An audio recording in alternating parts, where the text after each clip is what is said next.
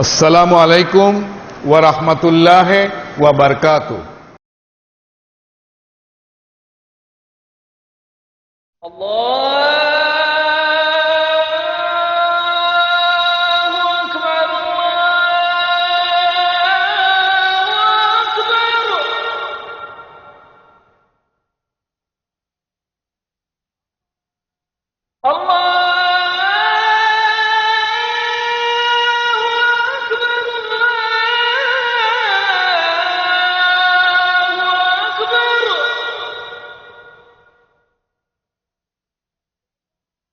أشهد أن لا إله إلا الله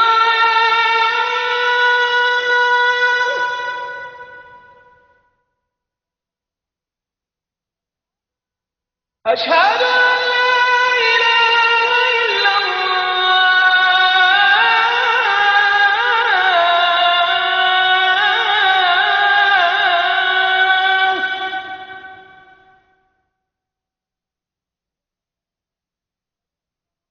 أشهد أن محمدا رسول الله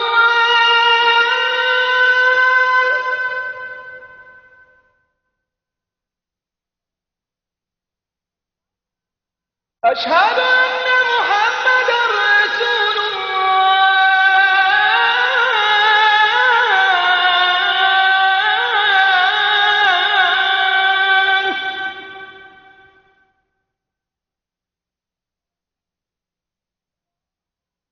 حي على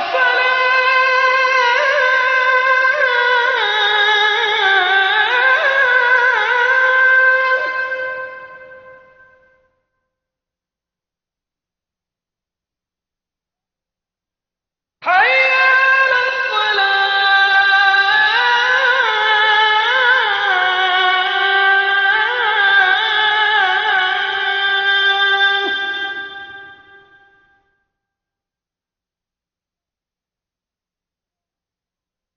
على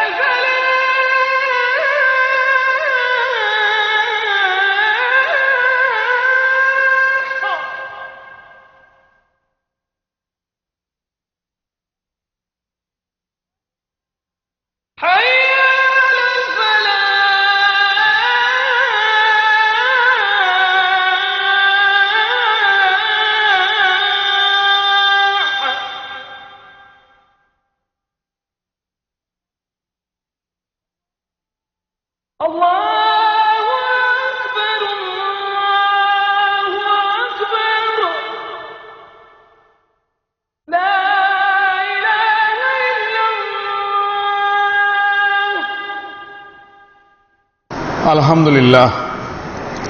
الحمد لله نحمده ونستعينه ونستغفره ونؤمن به ونتوكل عليه ونعوذ بالله من شرور أنفسنا ومن سيئات أعمالنا من يهد الله فلا مضل له ومن يضلله فلا هادي له أشهد أن لا إله إلا الله وحده لا شريك له أشهد أن محمدا عبده ورسوله صلى الله عليه وسلم أما بعد فإن خير الحديث كتاب الله وخير الهدي هدي محمد صلى الله تعالى وعليه وسلم أشهر الأمور محدثاتها وكل محدثة بدعة وكل بدعة ضلالة وكل ضلالة في النار أعوذ بالله من الشيطان الرجيم بسم الله الرحمن الرحيم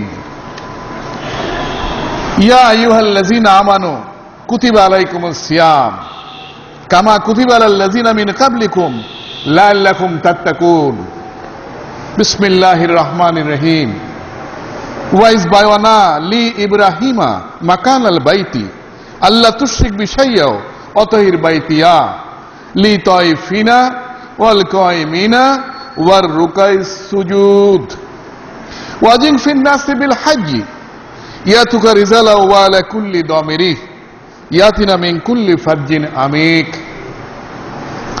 عن ابن عمر رضي الله عنه قال رسول الله صلى الله عليه وسلم بني الإسلام على 5 شهادة أن لا إله إلا الله وأن محمد رسول الله وإقام الصلاة وإيتاء الزكاة والحج وصوم رمضان সমস্ত প্রশংসা, সমস্ত তারিফ, সমস্ত গুণগান সেই মহান আল্লাহ রাব্বুল আলামিনের, যিনি একক, অদ্বিতীয়, স্বয়ংসম্পূর্ণ, অমুখাপেক্ষী, চিরঞ্জীব, তন্দ্রা বা নিদ্রা যাকে কখনোই স্পর্শ করে না, যার কুরসি আকাশ ও পৃথিবী পরিবেষ্টন করে আছে এবং এ দুয়ের রক্ষণাবেক্ষণ যাকে মোটেও ক্লান্ত করে না, তিনি সর্বোচ্চ এবং সর্বাপেক্ষা মহান। তিনি নিরাকারও নহেন, সর্বব্যাপী বিরাজিত নহেন, সমস্ত সৃষ্টি জগতের একমাত্র প্রতিপালক, আরশিল আজিমের সমাসীন। দুরুদ ও সালাম বর্ষিত হোক সেই সুন্দর মানুষটির উপর, আজ থেকে প্রায় 1500 বছর আগে আল্লাহ রাব্বুল আলামিন যাকে পাঠিয়েছিলেন বর্তমান সৌদি আরবের মক্কা নগরীতে আল্লাহ পাকের দ্বীন অর্থাৎ দ্বীন আর ইসলামকে সঠিকভাবে মানুষের মাঝে পৌঁছে দেওয়ার জন্য, এবং যে মানুষটি আল্লাহ পাকের অশেষ রহমতে আল্লাহ পাকের সেই দ্বীন অর্থাৎ দ্বীন আল ইসলামকে 100% সফল ও সঠিকভাবে মানুষের মাঝে পৌঁছে দিয়েছিলেন সেই নবী, বিশ্ব নবী, এই পৃথিবীর শেষ নবী এবং রাসূল মুহাম্মদ বিন আব্দুল্লাহ সাল্লাল্লাহু আলাইহি সাল্লামের উপর দুরুদ ও সালাম বর্ষিত হোক হযরত আদম আলাইহিস সালাতু ওয়াস সালাম থেকে শুরু করে হযরত মুহাম্মদ রাসূলুল্লাহ সাল্লাল্লাহু আলাইহি সাল্লাম পর্যন্ত যত নবী এবং রাসূল এই পৃথিবীতে এসেছিলেন তাদের সবার উপর দুরুদ ও সালাম বর্ষিত হোক নবী করিম সাল্লাল্লাহু আলাইহি সাল্লামের সমস্ত সাহাবী রাদিয়াল্লাহু গণের উপর, সমস্ত তাবেঈদের উপর, সমস্ত তাবেঈদের উপর এবং কিয়ামত পর্যন্ত আল্লাহ পাকের যত বান্দা পবিত্র কোরআন এবং সুন্নাহ মোতাবেক জীবন যাপন করে আল্লাহ পাকের সন্তুষ্টি অর্জন করতে পারবেন তাদের সবার উপর।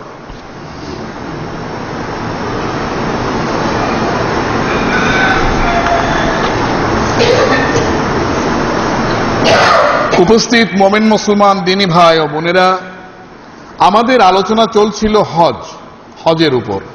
হজ ইসলামিক শরিয়াতের একটি ফরজ আমল, কিন্তু যেহেতু রমজান সমাগত তাই হজের আলোচনায় যাওয়ার আগে আমি আপনাদের কাছে রমজান সম্বন্ধে দু একটি কথা বলতে চাই। শুরুতেই বিশ্ব মুসলিম উম্মার সাথে আসুন আমরা রমজানকে বরণ করি, স্বাগত জানাই। সবাই অন্তরের অন্তরস্থল থেকে একবার বলি আলহামদুলিল্লাহ, আবার বলি আলহামদুলিল্লাহ, আবারও বলি আলহামদুলিল্লাহ। নিশ্চয়ই সমস্ত প্রশংসা সেই রাব্বুল আলামিনের, যার নিজস্ব কৃপা এবং তার দয়ায় ইনশাআল্লাহ তাআলা আমরা খুব শিগগিরই শাবান থেকে রমজানে পৌঁছে যাব। রমজান মাস আল্লাহ পাকের রহমতের একটি মাস। এই মাসে আল্লাহ পাক মানুষকে ক্ষমা করেন, আসমানের আল্লাহ পাকের রহমতের সমস্ত দরজাগুলি খুলে দেওয়া হয়, জাহান্নামের দরজাগুলি বন্ধ করে দেওয়া হয়, শয়তানকে শৃঙ্খলিত করা হয়, শিকল বন্দী করা হয়। বিশ্বনবী মুহাম্মদ রাসূলুল্লাহ সাল্লাল্লাহু আলাইহি সাল্লাম তার একটি হাদিসে বলেন,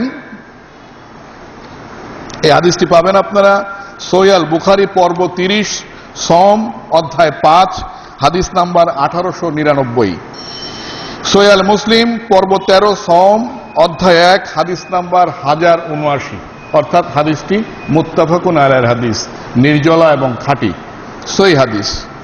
আবু হুরায়রা রাদিয়াল্লাহু আনহুর বর্ণনা মতে রাসূলুল্লাহ সাল্লাল্লাহু আলাইহি সাল্লাম বলেন, রমজান আসলে আসমানের দরজাসমূহ খুলে দেওয়া হয় এবং জাহান্নামের দরজাসমূহ বন্ধ করে দেওয়া হয় আর শয়তানকে শিকলবন্দী করা হয়।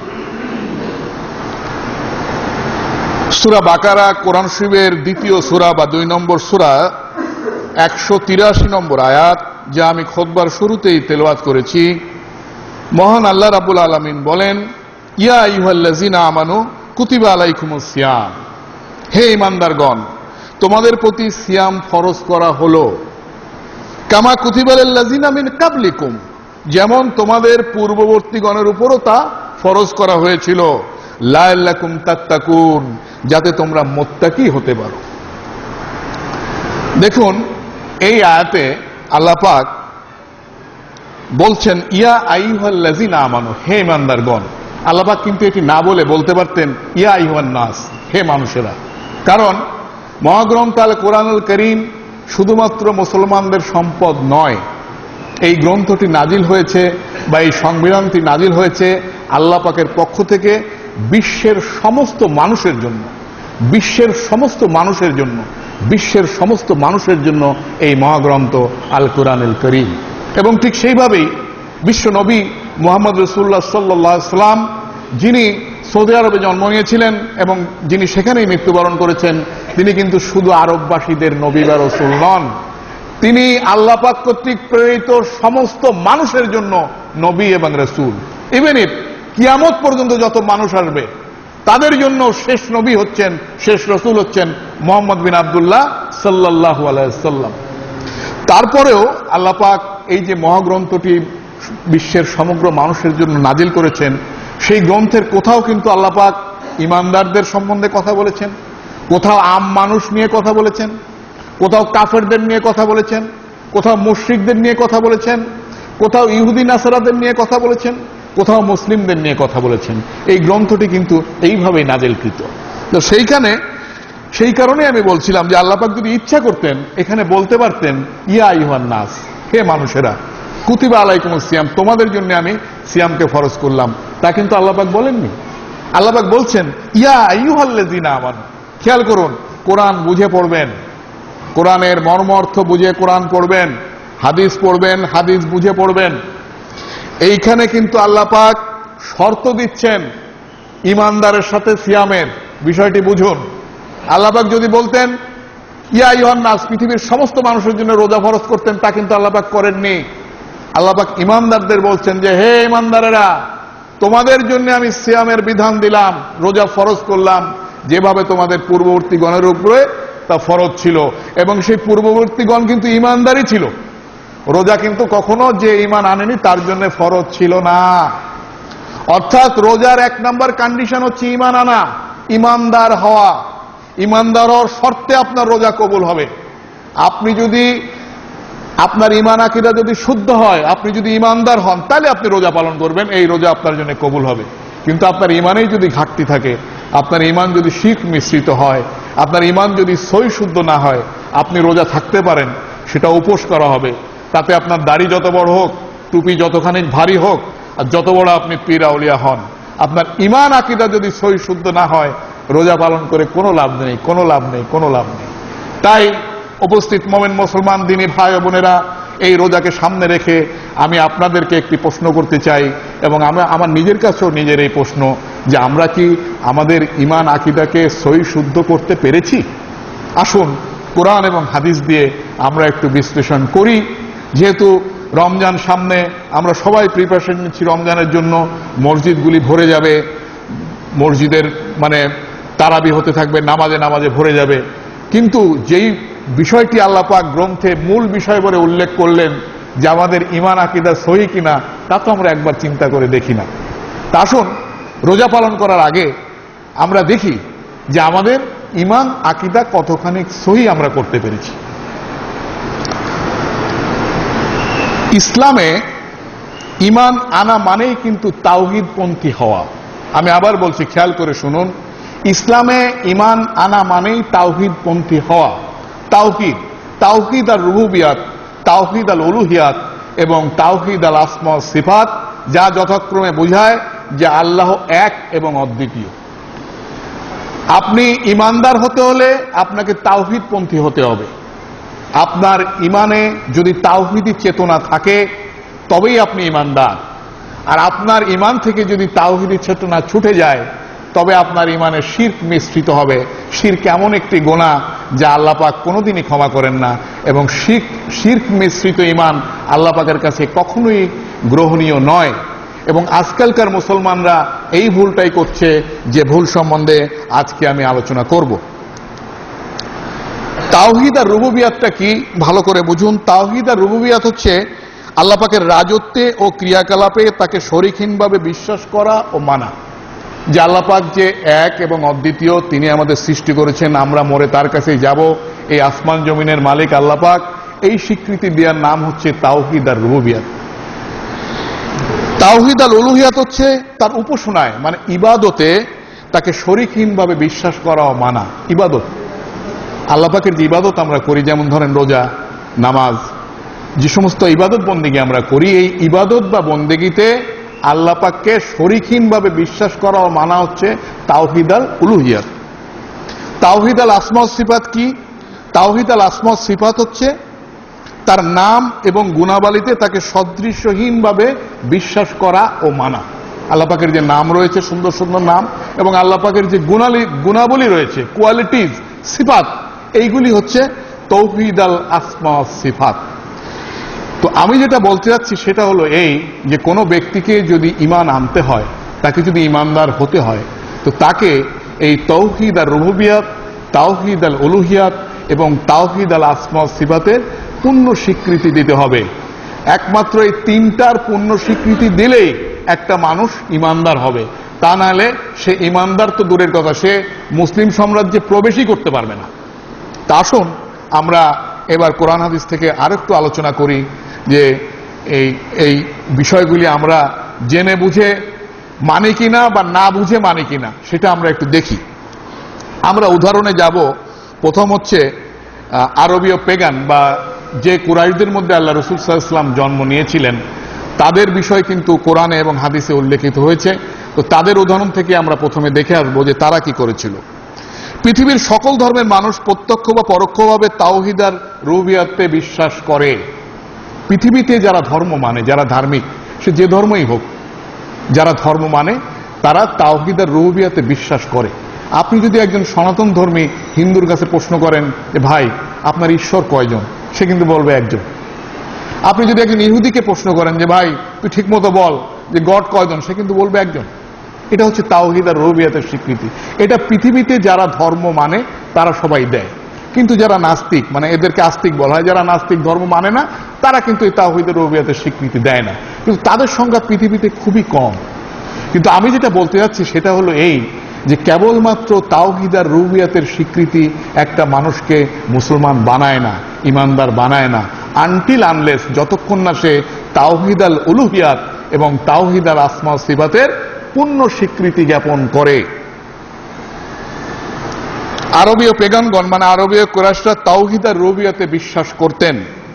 তারা আল্লাহতে বিশ্বাসী ছিলেন এবং তাকে সর্বোচ্চ, চরম ও পরম প্রভু হিসাবে জানতেন, যা সূরা আল মুমিনুন, সূরা নাম্বার 23, কোরআন শরীফের 23 নম্বর সূরা, আয়াত নম্বর 84, 85, 86, 87, 88 এবং 89-তে প্রতিভাত হয়েছে। মহান আল্লাহ পাক বলেন, জিজ্ঞেস করুন এই পৃথিবী এবং এতে যা আছে তা কার? যদি তোমরা জানো, তখন তারা বলবে আল্লাহর। বলুন তবুও কি তোমরা শিক্ষা নেবে না? আল্লাহ পাক বলছেন যে ওদেরকে জিজ্ঞাসা করো, রাসূলকে বলছেন যে ওদের জিজ্ঞাসা করো যে এই পৃথিবী এবং এতে যা আছে তার কার? ওরা জবাব দেবে যে আল্লাহর। তারপরে তিনি বলছেন যে ওদেরকে সাবধান করো যে তবুও কি তোমরা শিক্ষা নেবে না। তার মানে ওই মানুষগুলি তাওহীদ আর রুবুবিয়তের স্বীকৃতি দিয়েছিল। আল্লাহ পাক সেই কথাটাই বলছেন যে ওদের জিজ্ঞেস করো, ওরা বলবে আল্লাহর। তারপরে বলো যে তারপরেও কি তোমরা সাবধান হবে না? জিজ্ঞাসা করুন কে সপ্তাকাশ এবং মহা আরশের অধিপতি, তখন তারা বলবে আল্লাহ। বলুন তবুও কি তোমরা সাবধান হবে না? এই আয়াতগুলি আপনারা পাবেন, কুরাইশরা যে তাওহীদের রুবুবিয়ত মানত, এই আয়াতগুলি আপনারা পাবেন, আরো পাবেন সূরা আজ-জুখরুফ, কোরআন শরীফের 43 নম্বর সূরা, আয়াত নম্বর 9 ও 87, সূরা আনকাবুত, কোরআন শরীফের 29 নম্বর সূরা, আয়াত নম্বর 63। এই আয়াতগুলিতে আপনারা এই কুরাইশরা, এই আরবীয় পেগানরা, এরা যে তাওহীদের রুবুবিয়ত মানত, সেই বিষয়গুলি আপনারা পাবেন। তাদের তাওহীদ আর রুবুবিয়তের এই বিশ্বাস তাদেরকে ঈমানদার বা মুসলমান বানায়নি। তার কারণ তারা তাওহীদ আল উলুহিয়ায় বিশ্বাসী ছিল না। আরবীয় পেগানগণ বা কুরাইশরা তাদের সকল প্রকার ইবাদত বা উপাসনায় আল্লাহকে এককভাবে ডাকত না, যদিও তারা আল্লাহকে প্রভু বা রব হিসাবে মানত। খেয়াল করেন, তারা কিন্তু তাওহীদের রুবুবিয়ত মানতেছে, তারা বলতেছে যে আল্লাহ পাকই আমাদের স্রষ্টা, এই কাবা তারই ঘর, আল্লাহ পাকের কাছে মরে আমরা যাব, সবকিছুই মানতেছে। কিন্তু ইবাদতের ক্ষেত্রে যায় তারা আল্লাহ পাককে খাসভাবে ডাকতেছে না। ইবাদতটা আল্লাহ পাকের জন্য খাস হতে হবে, সেই জায়গায় তারা ঝামেলা করতেছে। কি ঝামেলা করতেছে সেটা শুনুন। তারা মনে করত যে ফেরেশতা বা বুজুর্গ ব্যক্তিগণের আল্লাহর নিকটে বিশেষ মর্যাদা রয়েছে, যার দরুন তারা তাদের জন্য আল্লাহর কাছে অনুযোচনা বা মধ্যস্থতা করতে পারে। অর্থাৎ এই বুজুর্গ ব্যক্তিদের ওসিলায় আল্লাহর দরবারে প্রার্থনা করলে তা মঞ্জুর হবে। দেখেন ওদের বিশ্বাসটা এরকম ছিল। ওরা কিন্তু রাসূল সাল্লাল্লাহু আলাইহি ওয়াসাল্লামকে রাসূল হিসেবে স্বীকৃতি দেয়নি, কিন্তু ওরা কিন্তু কাবার গিলাফ ধরে কান্দাকাটি করত, ওরা কিন্তু তাওয়াফ করত, ওরা কিন্তু হাজিদের পানি পান করাতো, ওরা কিন্তু নিজেদের মিল্লাতে ইব্রাহিমের উপরে দাবি করত। কিন্তু তারা এই ইবাদতে যে তারা যেটা করলো, তারা মনে করত যে ফেরেশতা বা যারা বুজুর্গ ব্যক্তি বা নবী রাসূল এদের আল্লাহ পাকের কাছে বিশেষ মর্যাদা আছে, সুতরাং আমরা যদি এদের থ্রু দিয়ে যাই, এদের মধ্যস্থতা করি, এদের ওসিলা দিয়ে আল্লাহর কাছে যাই, তাহলে আল্লাহ পাক আমাদের প্রার্থনা কবুল করবেন। এই কারণে তারা বেশ কিছু নবী রাসূল এবং আল্লাহ পাকের সালেহীন বান্দাদের মূর্তিকে তাদের এবং আল্লাহর মাঝখানে ওসিলা হিসাবে দাঁড় করিয়েছিল। এখন তারা যে ওসিলাগুলি নির্বাচন করলো, বিভিন্ন নবী রাসূল বা আল্লাহ পাকের সালেহীন বান্দা, তারা তো কেউ নেই, তারা তো সবাই তখন মৃত। তো তাদেরকে কিভাবে পাওয়া যায়? সুতরাং তারা তাদের মূর্তিগুলিকে দাঁড় করালো, এবং কাবাতে কিন্তু এই বিভিন্ন নবী রাসূলদের মূর্তি ছিল, ইভেন কি সেখানে ইব্রাহিম আলাইহিস সালামের মূর্তিও ছিল, তারা বানাইছিল। তো এই মূর্তিগুলিকে তারা আল্লাহ পাওয়ার ওসিলা হিসাবে দাঁড় করালো। তারা বলতো, সূরা জুমার কোরআন শরীফের 39 নম্বর সূরা আয়াত নম্বর 3, আমরা এদের ইবাদত একমাত্র এই উদ্দেশ্যে করি যে তারা আমাদেরকে আল্লাহর সান্নিধ্য এনে দেবে। তাদেরকে যখন আল্লাহ রাসূল সাল্লাল্লাহু আলাইহি ওয়াসাল্লাম বললেন যে তোমরা কাবা তোয়াফ করতেছো, এই করতেছো, এগুলি ঠিক আছে, কিন্তু এই মূর্তিগুলিকে কেন রাখছো? তখন তারা বলল যে এরা আমাদের আল্লাহ পাওয়ার ওসিলা। কারো প্রয়োজনে আল্লাহকে ডাকা ইবাদতের একটি মুখ্য কাজ, কিন্তু তা যদি আল্লাহ ছাড়া আর কারো উদ্দেশ্য বা কোনো দিকে হয়, তবে সেই ইবাদতে শিরক যুক্ত হয়। আপনি ইবাদতে যদি আল্লাহ পাকের সাথে আর কাউকে ডাকেন, আর কাউকে, সে যেই হোক, তাইলেই কিন্তু সেই ইবাদতে কি হবে? শিরক হবে। শিরক কিসের বিপরীত? তাওহীদের বিপরীত। তাওহীদের বিপরীত হচ্ছে শিরক, শিরকের বিপরীত হচ্ছে তাওহীদ। আপনার ইমানে যদি তাওহীদের চেতনা থাকে, তাহলে আপনি ইমানদার। আর আপনার ইমানে যদি শিরক মিশ্রিত হয়, তাহলে আপনি কশ্মিকালেও ইমানদার হতে পারবেন না। আপনার সমস্ত কিছু ধুয়ে মুছে পরিষ্কার হয়ে যাবে। আপনার কপালে যত বড় দাগ পড়ুক, আপনি যত বড় জল্লালা মুসলমান হন, কোনো লাভ নাই। There is no benefit. আপনি যদি ইমানদার না হন, আপনার কোনো আমলই আল্লাহ পাকের কাছে গ্রহণীয় নয়। এবং আমরা তাওহীদের যখন আলোচনা করেছিলাম, এগুলি আমরা বিশদভাবে কোরআন এবং হাদিস থেকে প্রমাণ করে দেখিয়েছি। মহান আল্লাহ পাক বলেন সূরা ইউনূস কোরআন শরীফের 10 নম্বর সূরা আয়াত নম্বর 18, তারা আল্লাহ ছাড়া এমন বস্তু সমূহের ইবাদত করে যারা তাদের কোনো উপকার বা অপকার করতে পারে না, উপরন্ত বলে এরা হচ্ছে আল্লাহর কাছে আমাদের সুপারিশকারী।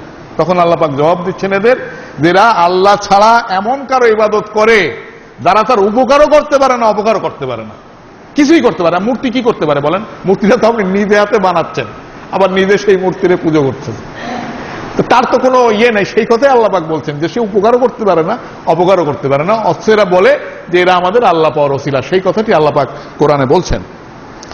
তাহলে আল্লাহ পাক তাদের এই মধ্যস্থতা, সুপারিশকারী বা ওসিলা তালাশ করাকে শিরক বলে আখ্যায়িত করেছেন। খেয়াল করুন, এই লোকগুলি কিন্তু তাওহীদের রুবুবিয়্যাতের স্বীকৃতি দিয়েছিল, কিন্তু তাওহীদে উলুহিয়াতে এসে তারা নবী বা রাসূল বা ফেরেশতাদের আল্লাহ এবং তাদের মাঝখানে ওসিলা হিসাবে দাঁড় করালো। তারা তাদের থ্রুতে মধ্যস্থতাকারী হিসাবে দাঁড় করালো, এবং সেই থ্রুতে তারা আল্লাহ পাকের কাছে আসতে চাইলো বলে আল্লাহ পাক তাদের শিরকি বলে আখ্যায়িত করলেন, মুশরিক বলে, এবং তাদেরকে কাফের মুশরিক বলে আল্লাহ পাক ঘোষণাও দিলেন। সূরা আল কাফিরুন কোরআন শরীফের 109 নম্বর সূরা আয়াত নম্বর 1 থেকে 5, বলো হে কাফেরেরা, তোমরা যার ইবাদত করো আমি তার ইবাদত করি না। কুল ইয়া আইয়ুহাল কাফিরুন লা আবুদু মা তাবুদু। পরিষ্কার আল্লাহ পাক ভাগ করে দিলেন তার রাসূলকে দিয়ে, যে তুমি বলে দাও রাসূল সাল্লাল্লাহু আলাইহি ওয়াসাল্লাম, তুমি বলো যে আমি যার ইবাদত করি তোমরা তার ইবাদত করো না, আর তোমরা যার ইবাদত করো আমি তার ইবাদত করি না। পরিষ্কার ভাগ। দেখেন, একটাই কারণ, তাওহীদের উলুহিয়াত মানলো, কিন্তু তাওহীদে উলুহিয়াতে তারা ওসিলা দাঁড় করালো। তাদের এই ওসিলা পূজার রোগে আল্লাহ পাক তাদের মুশরিক বলে আখ্যায়িত করলেন, কাফের বলে আখ্যায়িত করলেন, মুসলমান থেকে তাদের খারিজ করে দিলেন আল্লাহ পাক স্বয়ং। সুতরাং এখন আমরা যারা ইবাদতের ক্ষেত্রে আমাদের এবং আল্লাহর মাঝখানে ওসিলা হিসাবে পীর, মোর্শেদ, গাউস, কুতুব, অলি, আউলিয়া, মাজার হিসাবে দাঁড় করাই, তাদের অবস্থাটা কি দাঁড়াবে? এই আলোচনাটাই আমার আজকে ছিল, যে আজকে আমরা যারা বড় বড় টুপি পরে, বড় বড় জুলফা পাঞ্জাবি পরে, তারপরে বলতেছে কি এই তোর সন্তান হয় না, ভালো কথা, তুই আজমির যা, আজমির যায় বাবার ওসিলায় দোয়া কর, তাহলে আল্লাহ পাক তোর সন্তান দেবে। এই তোর ব্যবসা ভালো না, তুই সিলেটে যা, সিলেটে যা, ওই মাজারে যা, ওইখানে যায় বাবা শাহজালালের ওসিলায় তুই দোয়া চা, আল্লাহ পাক তোর দোয়া কবুল করবে, তোর ব্যবসা ভালো হয়ে যাবে। তা আমি বলতেছি যে এদের সাথে ওই কুরাইশদের কি ডিফারেন্স? ওরা ওসিলা করছিল নবী রাসূলগণ বা ফেরেশতাদের, তাদেরকে না পেয়ে তাদের মূর্তি আনছিল, আর এরা ওসিলা করলো ডাইরেক্ট কবর। আমি তো মনে করি যে কুরাইশা এদের থেকে উত্তম। যেই কবরে 700-800 বছর আগে একটা মানুষ মারা গেছে, সেই কবরকে তারা ওসিলা করতেছে। আর কেউ কেউ তো তাজা পীরকেই ওসিলা করছে, তাজা মানুষকে ধরে ওসিলা করতেছে। তা আমরা এটা কিন্তু আমাদের ভিতরেই, কিন্তু যারা মুসলিম তারা কিন্তু টুপিও পড়তেছে, পাঞ্জাবি পড়তেছে, রোজা পালন করতেছে, রোজার কারণে মিছিল করতেছে, কিন্তু তাদের ঈমান আকীদা তো তেই। তো ঈমান আকীদা যদি এই হয়, তাহলে কুরাইশদের আল্লাহ পাক যদি মুশরিক বলে থাকেন, কাফের বলে থাকেন, তাহলে আল্লাহ পাক তাদের কি বলবেন এই বিচার আপনারাই করেন। আমাদের রোজা সামনে রেখে এই সব শিরক থেকে বেরিয়ে আসতে হবে। এই রমজানকে সামনে রেখে আমাদের ঈমান সম্বন্ধে জানতে হবে, কোরআন হাদিস পড়তে হবে, এবং যেভাবে আল্লাহ পাক ঈমান আনার কথা বলেছেন সেইভাবে আমাদের ঈমান আকীদাকে আগে শুদ্ধ করতে হবে, তারপরে যেন আমরা রোজা পালন করি। সেই রোজা অবশ্যই আল্লাহর দরবারে ইনশাআল্লাহ তাআলা কবুল হবে। আর যদি আমাদের ঈমানে এরকম ঘাটতি থাকে, তাহলে এই ঈমান কখনোই আল্লাহ পাকের কাছে গ্রহণীয় নয়। আমি দাবি করতে পারি যে আমি ঈমানদার, কিন্তু আল্লাহ পাকের ডায়েরিতে কিন্তু আমার নাম উঠবে না। এবার আসি তাওহীদ আল আসমা ওয়াস সিফাত। এই ভুলগুলি কিন্তু আমরা ক্রমান্বয়ে করতেছি, আমাদের ভিতরের মানুষরাই করতেছে। এই কারণে আজকে আমার এই রোজা সামনে রেখে আমার এই আলোচনাটা। তাওহীদ আল আসমা ওয়াস সিফাত হচ্ছে আল্লাহ পাকের নামসমূহ ও গুণাবলীর তাওহীদ। খেয়াল করে শুনুন, মহাগ্রন্থ আল কুরআন আল করিম এবং বিশ্ব নবী মুহাম্মদ রাসূলুল্লাহ সাল্লাল্লাহু আলাইহি সাল্লামের সহিহ হাদিসগুলোতে আল্লাহ পাকের যে সমস্ত নাম ও গুণাবলী উল্লেখিত হয়েছে, সেগুলিকে কোনো বিকৃতি, বিলুপ্তি, ধরন পদ্ধতি, অপব্যাখ্যা ও তুলনা উপমা ছাড়া বিশ্বাস করা ও মানা। আমি আবার পড়তেছি, খেয়াল করুন। কোরআন এবং হাদিসে আল্লাহ পাকের যে সকল নাম আছে এবং যে সকল গুণাবলীর কথা বর্ণনা আসছে, আয়াত আসছে, সেই সমস্ত নাম এবং গুণাবলীকে কোনো বিকৃতি, বিলুপ্তি, ধরন পদ্ধতি, অপব্যাখ্যা, তুলনা ও উপমা ছাড়া বিশ্বাস করা ও মানা, চাই গুণাবলীগুলো আচরণগত হোক বা সত্তাগত হোক। যেমন ধরুন, এক জায়গায় আল্লাহ পাকের হাতের বর্ণনা আসছে, তা আমি বললাম যে ওই হাত আল্লাহ পাকের কুদরতের, তার মানে আমি একটা অবব্যাখ্যা করলাম। বর্ণনা আসছে হাত, আমি বলছি কুদরতের হাত, তো অবব্যাখ্যা করলাম না? তো এইখানে বলা হচ্ছে যে কোরআন এবং হাদিসে আল্লাহ পাকের নাম এবং গুণাবলী যেগুলো যা বর্ণনা আসছে, ওগুলো ঠিক ওইভাবেই মেনে নিতে হবে, as per describe in Quran and Hadith. তার কোনো বিলুপ্তি করা যাবে না, সেটার কোনো অপব্যাখ্যা করা যাবে না। আমরা এবার উদাহরণে আসি। সূরা ইউনূস, কোরআন শরীফের 10 নম্বর সূরা, আয়াত নম্বর 3। মহান আল্লাহ পাক বলেন, নিশ্চয়ই তোমাদের প্রতিপালক হলেন আল্লাহ, যিনি আকাশমণ্ডলী আর পৃথিবীকে 6 দিনে সৃষ্টি করেছেন। অতঃপর তিনি আরশিল আজিমে সমুন্নত হয়েছেন, তিনি যাবতীয় বিষয় আদি পরিচালনা করেন। খেয়াল করুন, আয়াতটি স্পষ্ট এবং সরল আয়াত। আল্লাহ পাক বলছেন যে নিশ্চয়ই তোমাদের প্রতিপালক আমি আল্লাহ, আমি এই পৃথিবী এবং আকাশমণ্ডলীকে আমি 6 দিনে সৃষ্টি করেছি। অতঃপর আমি আরশিল আজিমে সমুন্নত হলাম, মানে উপবিষ্ট হলাম বা সমাসীন হলাম, এবং এখান থেকেই আমি যাবতীয় কর্মকাণ্ড পরিচালনা করি। এখন আমরা যদি কেউ বলি যে আল্লাহ পাক সর্বত্র বিরাজিত, তাহলে বিষয়টি কি দাঁড়ায় দেখেন।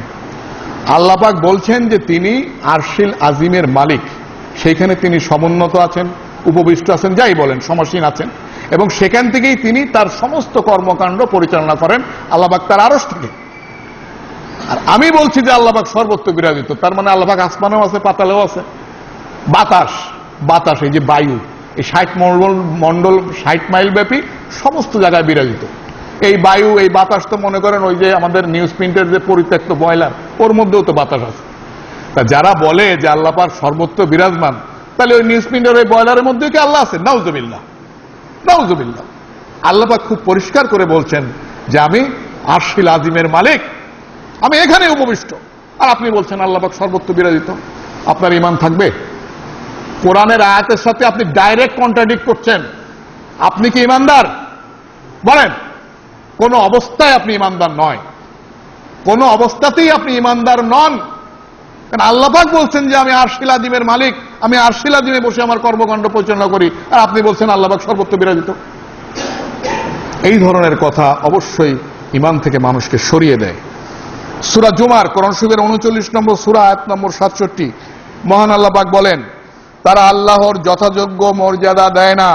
কিয়ামতের দিন সমগ্র পৃথিবী তার হাতের মুষ্টিতে থাকবে, আর আকাশমণ্ডলী থাকবে ভাঁজ করা অবস্থায় তার ডান হাতে। তিনি পবিত্র এবং মহান, আর তারা যা শরীক করত তা থেকে তিনি অনেক ঊর্ধ্বে। এই আয়াত আরেকটি সরল আয়াত, স্পষ্ট আয়াত। মহান আল্লাহ পাক বলছেন যে মানুষ আল্লাহ পাকের যথাযথ মর্যাদা দেয় না। কিয়ামতের দিন সমগ্র পৃথিবী, যে পৃথিবীতে আমরা বাস করতেছি, এটা আল্লাহ পাকের হাতের মুঠির মধ্যে থাকবে, এবং আকাশ সমূহ ভাঁজ করা অবস্থায় তার ডান হাতে থাকবে, এবং সত্যি সত্যি তাই থাকবে। এবং আপনাকে আমাকে সেই উপরে ঈমান আনতে হবে, তাহলে আমি ঈমানদার, নাহলে আমি ঈমানদার নয়। সুতরাং আল্লাহ পাকের হাত আছে, এটি তার সিফাত। সে হাত কেমন তা আমরা জানি না, এবং তা তার কোন সৃষ্টি বস্তুর সাথে তুলনীয় নয়। কারণ সূরা ইখলাসের শেষ আয়াতে আল্লাহ পাক বলছেন, ওয়ালাম ইয়াকুল্লাহু কুফুয়ান আহাদ, তার সমকক্ষ কেউ নেই, তিনি তার সৃষ্ট বস্তুর সাথে তুলনীয় নহেন। সুতরাং আল্লাহ পাকের হাত আছে, সে হাতে ক্ষমতাও আছে, যেমন আল্লাহ তেমন তার হাত। সে হাত অবশ্যই, সে হাতের মুষ্টিতে তিনি পৃথিবী ধরবেন, এবং অবশ্যই আর এক হাতের মুষ্টিতে তিনি আসমান ভাঁজ করা অবস্থায় ধরবেন। কিন্তু সে হাত কিরকম তা আমরা জানি না। আল্লাহ পাকের হাত আছে, তার উপরে ঈমান আনতে হবে। সেই হাতের ক্ষমতা আছে, তার উপরে ঈমান আনতে হবে। এখন আমি যদি বললি যে আল্লাহ নিরাকার, তাহলে কি হইল? এই আয়াতের সাথে আমি কন্ট্রাডিক্ট করলাম না? তাহলে কি আমি ঈমানদার হতে পারবো? খেয়াল করে শুনুন এবং বুঝুন, আপনাকে ঈমানদার হতে হবে। ঈমানদার হতে হলে তাওহীদের স্বীকৃতি দিতে হবে। 100% তাওহীদ আর রুবুবিয়াত, তাওহীদ আল উলুহিয়াত এবং তাওহীদ আল আসমা ওয়াস সিফাতের পূর্ণাঙ্গ স্বীকৃতি কেবল একটা মানুষকে ঈমানদার বানাতে পারে। এবার আসি আমরা একটি হাদিসে। রাসূল সাল্লাল্লাহু আলাইহি ওয়াসাল্লামের অগণিত হাদিস প্রমাণ করে যে আল্লাহ সুবহানাহু ওয়া তাআলা তার আরশে সমুন্নত, তিনি তার কোন সৃষ্টির মাঝে বিলীন নন। সহিহ মুসলিম ইংরেজি অনুবাদ হাদিস নাম্বার 1094 পৃষ্ঠা 271 মুয়াবিয়া ইবনে আল হাকাম রাদিয়াল্লাহু আনহু বর্ণিত, তিনি বলেন, আমার একজন দাসী ছিল, সে উহুদ পাহাড়ে আমার মেষ পাল চড়াতো। একদিন দেখলাম তার পাল থেকে একটি মেষ নেকড়ে খেয়েছে। আমি তার মুখে প্রচন্ড একটা থাপ্পড় মারি। যখন বিষয়টি আল্লাহ রাসূল সাল্লাল্লাহু আলাইহি সাল্লামের গোচরীভূত করি, তখন তিনি একে আমার এক সাংঘাতিক অন্যায় কাজ বলে বিবেচনা করেন। তাই আমি বলি যে, হে আল্লাহ রাসূল সাল্লাল্লাহু আলাইহি সাল্লাম, আমি কি তাকে আজাদ করে দিতে পারি না? তিনি সাল্লাল্লাহু আলাইহি সাল্লাম বললেন, তাকে আমার কাছে নিয়ে এসো। আমি তাকে নিয়ে আসলাম।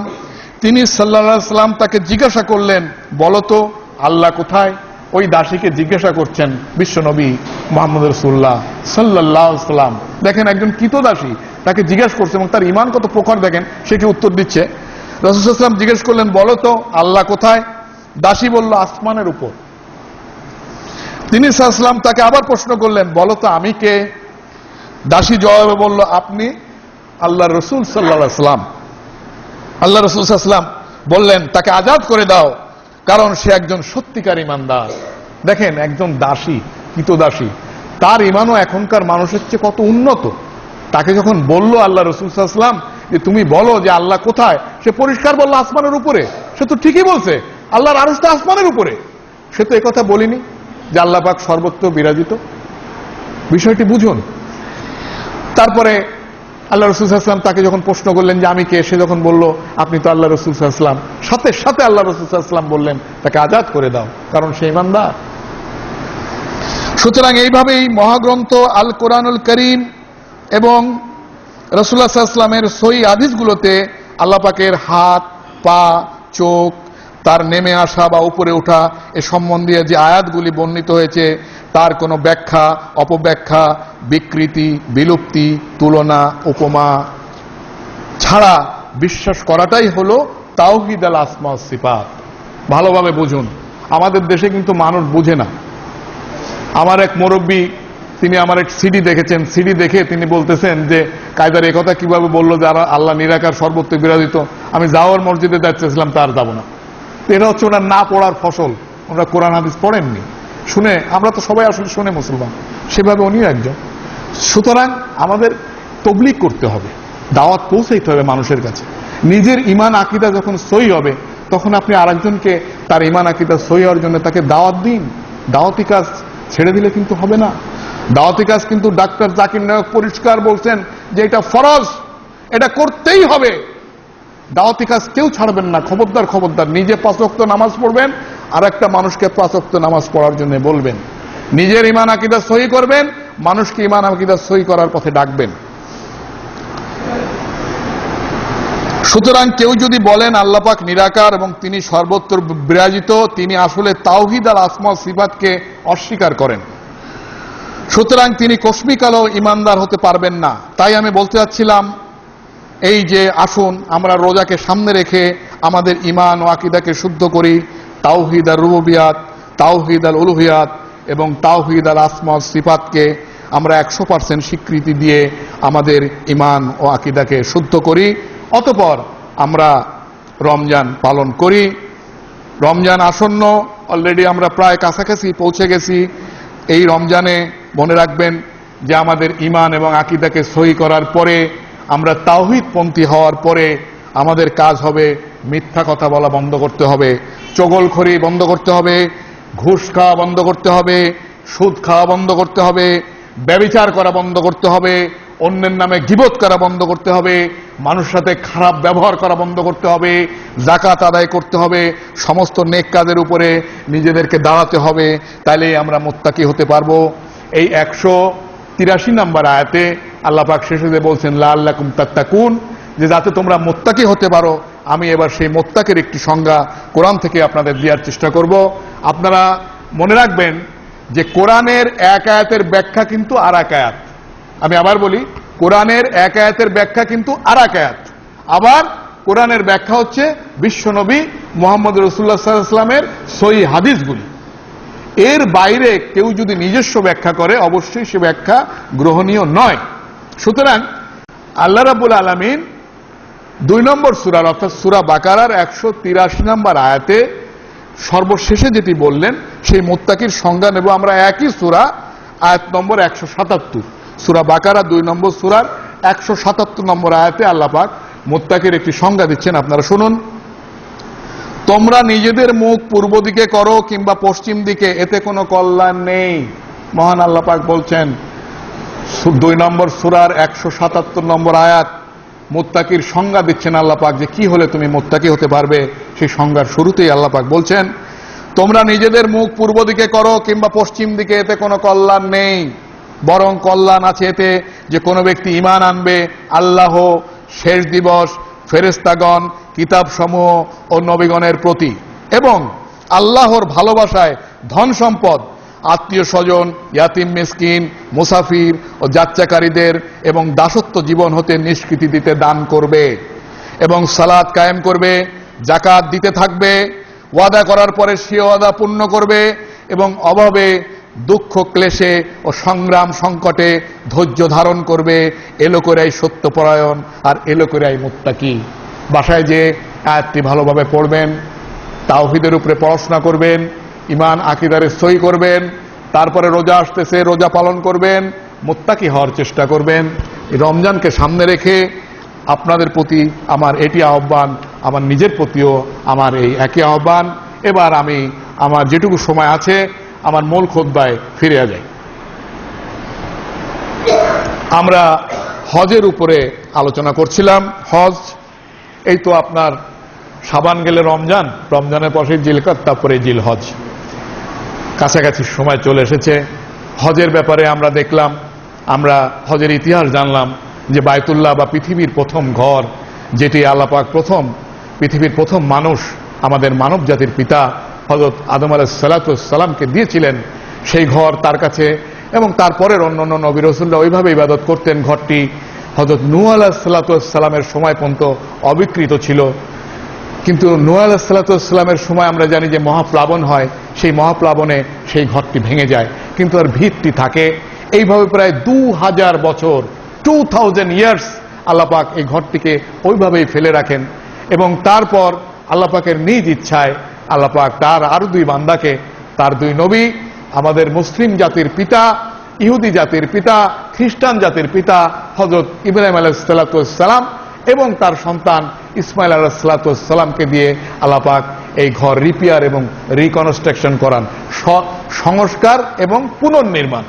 এই পুনর্নির্মাণের পরেই যে আয়াতটি আমি খুতবায় দ্বিতীয় মানে সূরা বাকারার 183 নম্বরের পরে যেটি সূরা হজ থেকে তেলাওয়াত করলাম, এই আয়াতে আল্লাহ পাক বললেন যে ইব্রাহিম, তুমি যখনই ইব্রাহিম আলাইহিস সালাম তার সন্তানকে নিয়ে এই কাবা ঘরের পুনর্নির্মাণের কাজ শেষ করলেন, তখনই আদেশ আসলো, ইব্রাহিম তুমি মানুষকে হজের জন্য আহ্বান করো।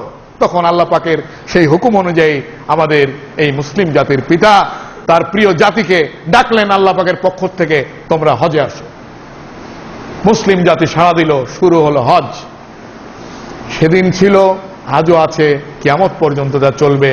প্রতি জিলহজ মাসের 8ই জিলহজ হতে শুরু করে 13ই জিলহজ পর্যন্ত লাব্বাইক আল্লাহুম্মা লাব্বাইক লাব্বাইক লা শারীকা লাক লাব্বাইক ইন্নাল হামদা ওয়ান নি'মাতা লাক ওয়াল মুলক লা শারীকা লাক, এই আওয়াজে আওয়াজে মুখরিত হয়ে ওঠে মক্কা, মিনা, আরাফাত এবং মুজদালিফার আকাশ ও বাতাস।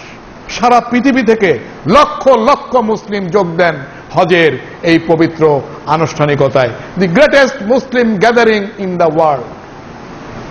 সেই হজ আমরা তারপর এসেছিলাম হজের নিয়ম কানুন জানার জন্য। হজ কয় প্রকার এবং কি কি, সেখানে আমরা দেখলাম যে 3টা পদ্ধতিতে ইসলামিক শরিয়াতে হজ করা যায়, হজে কেরান, হজে তামাত্তু এবং হজে ইফরাদ। এর যে কোনো একটি করলেই হবে। এবং হজের যে ফরজ কাজ সেটি হলো 3টি ইহরাম বাঁধা, আরাফাতের ময়দানে অবস্থান করা, বায়তুল্লাহ তাওয়াফ করা। হজের ওয়াজিব 5টি, সাফা মারওয়ার মাঝে 7 বার দৌড়ানো, মুজদালিফায় অবস্থান করা, পাথর নিক্ষেপ করা, কোরবানি করা, মাথার চুল মুন্ডন ও খাটো করা। আমরা যখন হজে রওনা হব তখন আমরা প্রথমেই আমাদের পাসপোর্ট, ভিসা যা প্রয়োজন, ডলার, এগুলি ইন্ডোর্স করে নিব এবং সে বিষয়ে আমরা জেনেছিলাম। আমি আগের সারসংক্ষেপটা টানছি কারণ আজকে মনে আর বেশি এগোতে পারবো না। তারপর আমরা নিজেরা তওবা করব আল্লাহর দরবারে। তওবা মানে কাপড় ধরে পীর সাহেবদের তওবা না। আমি জীবনে যা গুনাহ করছি আমার অন্তর থেকে আমার জন্য রিপিটেন্স আসে, আমার জন্য আল্লাহ পাকের দরবারে মাপ চাওয়ার মতো হৃদয় আমার বলে যে আল্লাহ পাক সত্যি গুনাহ হয়ে গেছে, গুনাহ করে ফেলেছি, মাবুদ কিছু করার নাই, আপনি আমাকে মাফ করেন। এইভাবে বারবার আমরা আল্লাহর দরবারে তওবা করব। যদি দেনাদায় কোনো কিছু থাকে সেগুলি আমরা হজে যাওয়ার আগে অবশ্যই আমরা সেগুলি শোধ করব। এরপরে ইনশাআল্লাহ তাআলা আমরা হজে রওনা হব। আমরা ছিলাম মিকাতের ওখানে, যে আমরা এহরামের কাপড় বাঁধবো। এহরামের কাপড় পুরুষের জন্য হচ্ছে 2টো সাদা কাপড়, একটা আমরা গায়ে পরবো, একটা লুঙ্গির মতো পরবো। এগুলোতে কোনো সেলাই থাকা যাবে না।